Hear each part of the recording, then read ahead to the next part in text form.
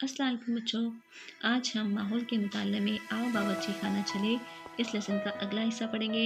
इससे पहले हमने इस सबक के बारे में थोड़ी सी मालूमात हासिल की थी। बच्चों, आजकल कई लोग जो है खाना पकाने के लिए गैस इस्तेमाल करते हैं। हम देखते हैं हमारे घर में भी गैस सिलेंडर का इस्तेमाल करके खाना बनाते हैं। ये ईंधन जो है आसानी से इस्तेमाल किया जा सकता है, क्योंकि हम देखते हैं कि गैस फ़ौरन जलती है और गैस से धुआं भी नहीं निकलता। गैस पर पकाने से वक्त भी कम लगता है, यानी गैस पर जब हम खाना बनाते हैं तो हमारा खाना जल्द तैयार हो जाता है। बच्चों, कुछ लोगों के पास चूल्हे होते हैं। चूल्हे में जो है वो लकड़ियों का इस्तेमाल किया करते हैं। लकड़ी सुलगाना बहुत मेहनत का काम है। इसके अलावा लकड़ियों से धुआं भी पैदा होता है।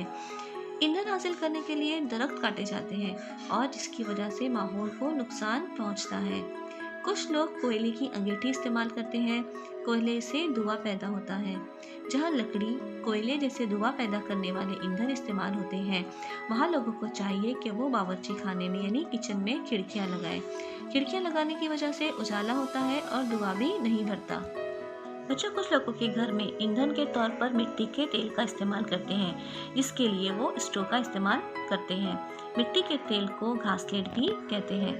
बच्चों, आपने देखा है आजकल बाजार में मुख्तलिफ किस्म की बिजली की अंगीठियाँ मिलती हैं, यानी बिजली पर चलने वाले चूल्हे मिलते हैं और इसका इस्तेमाल भी बहुत आसान होता है।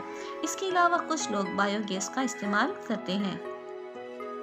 बच्चों, आजकल सूरज की धूप से हरारत हासिल करके शमशी शूले के ज़रिए खाना पकाने वाले भी कुछ लोग हैं, यानी सूरज की रोशनी का इस्तेमाल करके भी खाना पकाया जा रहा है।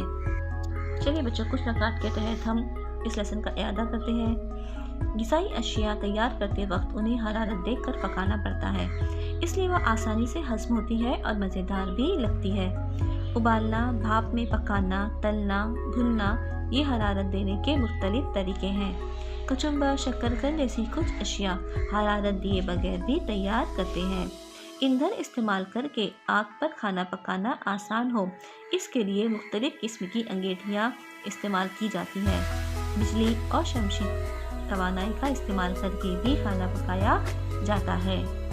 बच्चों, इसे हमेशा ध्यान में रखो, लकड़ी और कोयला ईंधन के तौर पर इस्तेमाल करने से माहौल के दरख्तों को नुकसान होता है, क्योंकि लकड़ी और कोयला जो है हमें दरख्तों से हासिल होते हैं और इनको काट कर ही हम लकड़ी और कोयले का इस्तेमाल ईंधन के तौर पर करते हैं। दरख्तों को काटने से माहौल को नुकसान होता है, इस बात का हमेशा हमें ख्याल रखना चाहिए। चलिए बच्चों, यहाँ पे हम इस लेसन को ख़त्म करते हैं। अल्लाह हाफिज़।